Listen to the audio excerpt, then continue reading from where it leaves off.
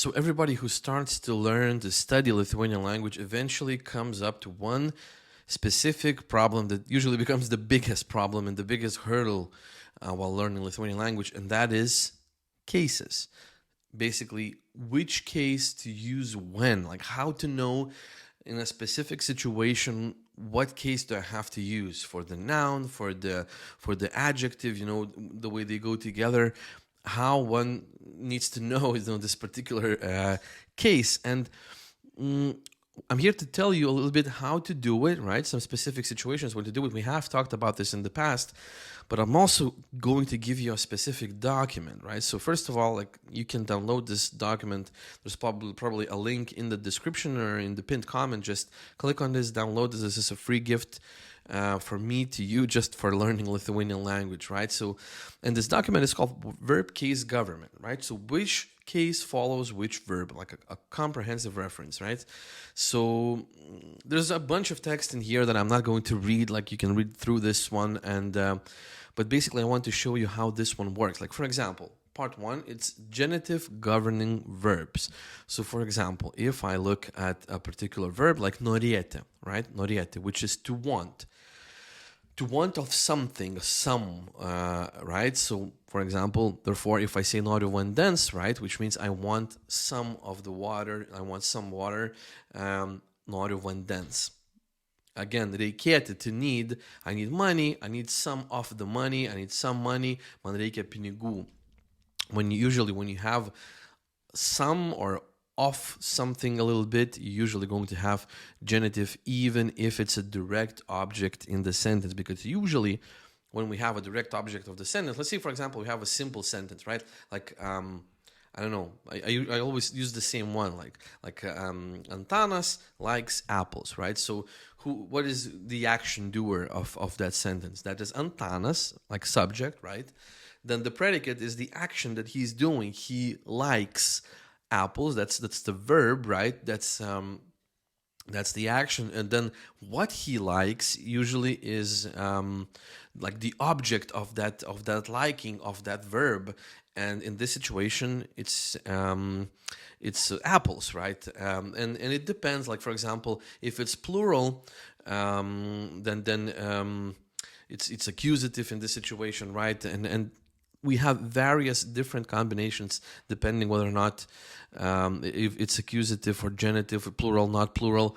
But these are the basic guidelines which are going to help you, right? Like, if we go to accusative, right? Yeah, so this is dative. For example, this is accusative, right? So to see, to love, to know, to build, to buy. Again, these are going to be direct objects of this particular verb, and those are going to go into accusative, right? Unless it's a negative sentence, then it goes into genitive. So sort of like genitive and accusative, they sometimes go together, and you have to, these are the first ones usually that people understand and people start, using in Lithuanian language. But for example, something like dative can be a bit more, I would say, harder and less intuitive. Like, for example, if we take the verb padėti, right, which is to help, and dative is usually to or for somebody. So this is intuitive. It makes sense to help to somebody or to help for somebody. Whichever one you use, it still makes sense. It's still intuitive.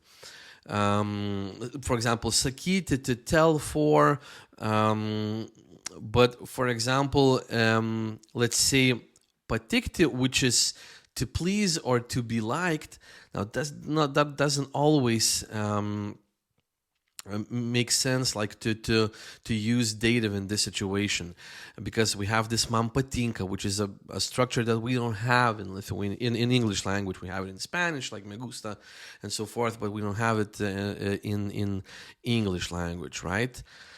Let's say to bother, to disturb, to bother, trukdyti, broliui, this is dative, right? Again, something that could be less intuitive.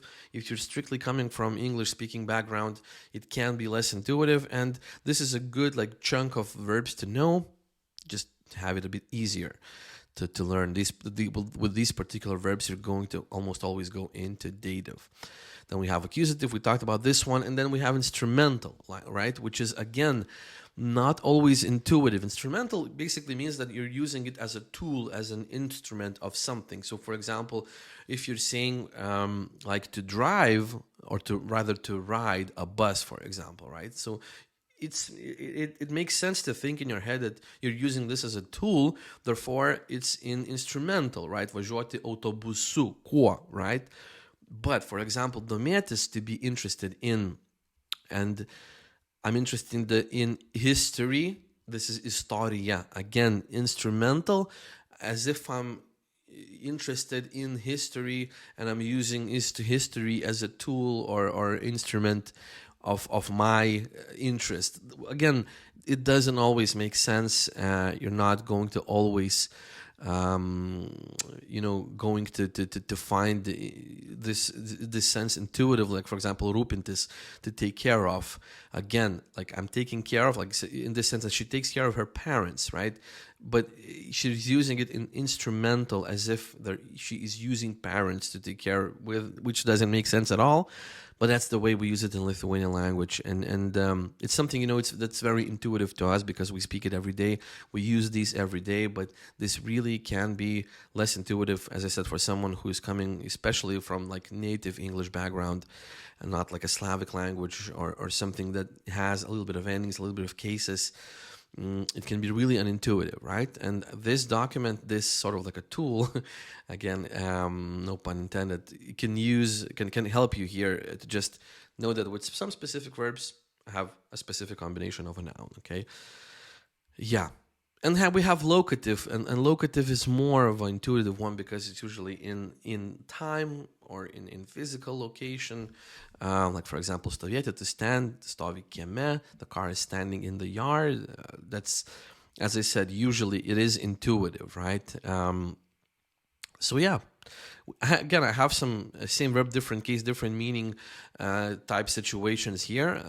So, for example, with dirbti, let's say you can have jis dirba gydytoju, he works as a doctor because it's his profession, therefore you have it in instrumental, the role. But jis dirba ligoninėje, it's a specific place he works in, right? He doesn't work as a hospital, he works in a hospital, therefore it's locative because it's the place of his work, right? Or her work, it doesn't matter. It's, in this instance, it's his work. But yeah, so this is like let's take one more example just to show you. Like likti, for example, means to stay, right, or to remain. I can use it instrumental. For example, jie liko draugais. Kuo draugais? They remained as friends, right? Like the as it says here, the role one remains in. But you can say, for example, aš liksiu namuose. I will stay at home. And this is rather not a role I will stay in, but a place I will stay in, and therefore this one is in locative. So you see, again, we have those sort of like different situations, and I have some of these examples over here, like the most common ones. I have the negation rule explained here. So again, it's not a very comprehensive document, like it's 14 pages. So one could say it's a comprehensive one, but as I said, this is a tool that will really, really help you. Even if you're just starting, download this one, use this one, because eventually you will come up with this problem, and just ask anyone who started learning Lithuanian. Cases are always going to be a problem for you, especially if you're not coming from like a Slavic language background or just a language where you have cases. If you don't come from that, this is a must for you. And even if it doesn't seem right now that this will be useful, trust me, it will. Okay, so yeah, so this was a big explanation of basically what you can get in this document and how you should be looking at cases in general when it comes to Lithuanian language. I hope this was interesting and useful. This was like I was skimming fast through what this is. As I said, download it, use it, and yeah, thank you for watching this, and I will see you in the future lessons. Bye.